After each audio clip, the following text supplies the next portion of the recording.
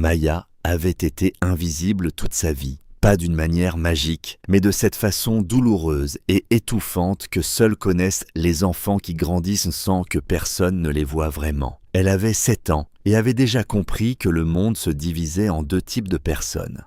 Celles qui regardent à travers vous et celles qui détournent le regard. Sa mère, Amara, travaillait autrefois à 3 emplois. Elle nettoyait des bureaux la nuit, vendait du café le matin et aidait dans une petite blanchisserie l'après-midi. Puis la maladie est arrivée. D'abord, une toux légère, presque invisible.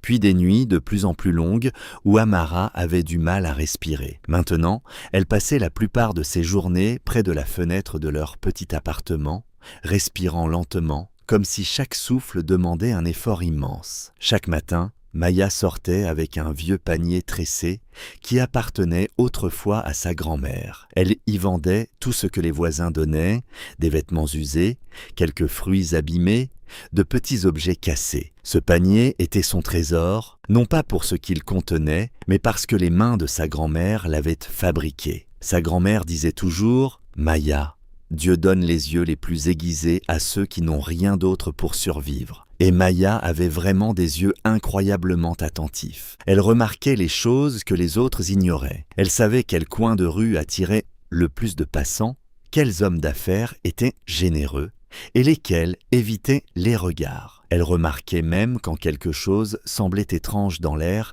avant que le problème n'apparaisse. Ce matin-là, comme tous les autres, elle s'était assise devant l'immense immeuble Meridian Tower. Les gens passaient devant elle comme si elle faisait partie du trottoir. À 8h14, les portes du bâtiment s'ouvrirent et un homme en costume bleu marine élégant en sortit, Marcus Hale. Un homme dont le nom apparaissait souvent dans les journaux. Maya leva les yeux et son regard s'arrêta immédiatement sur la voiture noire garée au bord du trottoir. Quelque chose n'allait pas.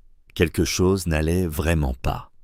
Maya observa la voiture pendant encore quelques secondes, sentant cette étrange sensation lourde se former dans son ventre. C'était le même sentiment qui l'avertissait lorsqu'un danger apparaissait dans les ruelles ou quand quelqu'un essayait de lui voler son panier. Sa grand-mère lui avait appris que lorsque le cœur battait trop vite sans raison, il fallait écouter son instinct. Et maintenant son cœur frappait contre sa poitrine. Marcus Hale avançait calmement vers la berline noire, entouré de ses 2 gardes du corps. Pour n'importe qui d'autre, tout semblait parfaitement normal. Mais Maya regardait plus longtemps que les autres, assez longtemps pour voir ce qui ne collait pas. L'homme derrière le volant n'était pas le chauffeur habituel. Celui-ci était plus grand et avait toujours des mèches grises près des tempes. Et surtout, chaque matin, il levait 2 doigts pour saluer. Ce conducteur ne fit aucun geste. Ses mains semblaient plus larges, plus lourdes, et la manière dont il tenait le volant semblait tendue,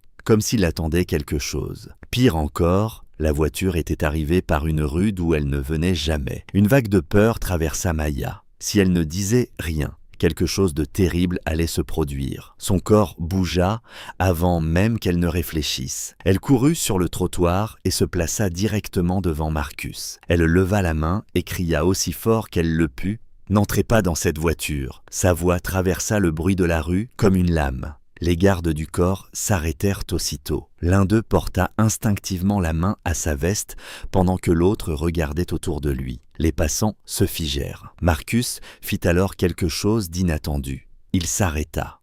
Il regarda la petite fille et au lieu de la repousser, il s'accroupit pour se mettre à sa hauteur. « Comment t'appelles-tu » demanda-t-il doucement. « Maya » murmura-t-elle en pointant toujours la voiture. « Ce chauffeur, ce n'est pas le même que d'habitude. » Les mots de Maya restèrent suspendus dans l'air comme une alerte silencieuse. Pendant quelques secondes, personne ne bougea. Le plus jeune garde du corps fit un pas en avant, prêt à écarter la fillette, mais Marcus leva la main pour l'arrêter. Maya respirait rapidement, mais son doigt tremblant continuait de désigner la voiture. « Je vous vois ici tous les jours », expliqua-t-elle précipitamment. « Votre chauffeur a des cheveux gris, ici. » Elle montra ses tempes, et il fait toujours ce petit signe. Elle leva 2 doigts pour imiter le geste. Celui-ci ne l'a pas fait, et il est arrivé par la mauvaise rue. Le garde du corps, plus âgé, Derek, tourna lentement la tête vers la voiture. Cette fois, il ne jeta pas un simple regard rapide. Il observa attentivement. Son visage se figea. « Monsieur, » murmura-t-il. Marcus se redressa et regarda lui aussi la voiture avec une attention nouvelle. Quelque chose dans la posture du conducteur semblait anormal. Derek s'avança légèrement et dit d'une voix ferme « Coupez le moteur et sortez du véhicule ».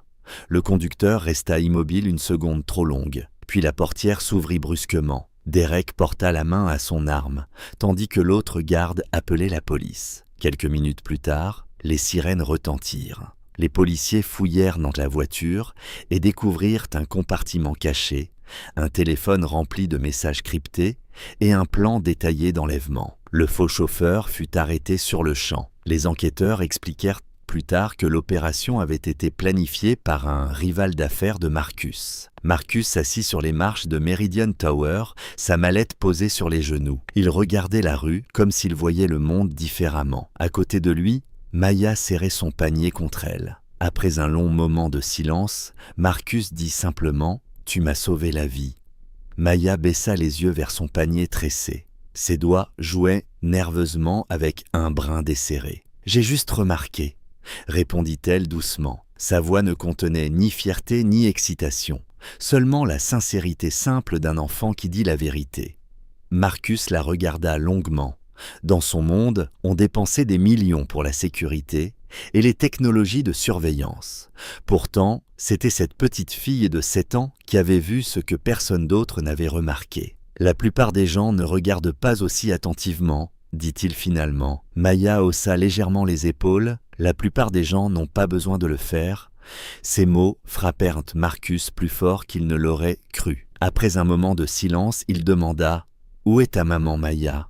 La fillette hésita. « À la maison, elle est malade. » Marcus se pencha un peu. « Qui s'occupe d'elle ?» Maya serra son panier. « Je rapporte de l'argent. » Elle le dit avec un calme étonnant pour une enfant de son âge. Marcus sentit quelque chose se serrer dans sa poitrine. « Comment s'appelle-t-elle »« Amara. » Il hocha lentement la tête. « Maya, est-ce que je peux te poser une question ?» Elle leva les yeux. « Est-ce que tu voudrais rentrer chez toi aujourd'hui et simplement rester avec ta maman ?» Maya secoua immédiatement la tête. « Je dois vendre des choses. On a besoin d'argent pour ces médicaments. » Marcus réfléchit un instant puis dit doucement « Et si je payais les médicaments ?» Maya le fixa longuement. Les enfants qui ont connu trop de promesses brisées savent reconnaître les faux espoirs. Marcus ne détourna pas le regard. « Il n'y a aucun piège, » dit-il calmement. « Je te le promets. » Les yeux de Maya se remplirent soudain de larmes. Maya pleurait doucement, presque en silence, comme les enfants qui ont appris trop tôt à être forts. Ce n'étaient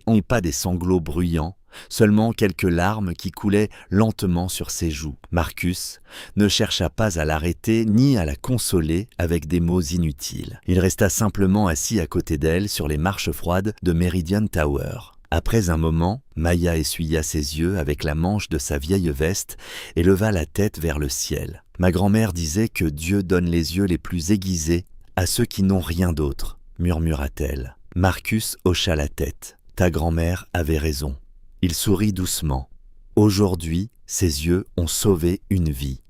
Maya inclina la tête. « La vôtre ?» demanda-t-elle. Marcus réfléchit un instant puis répondit « La mienne et celle de ma fille. » Ils restèrent silencieux un moment. Finalement, Maya se leva, tenant toujours son panier.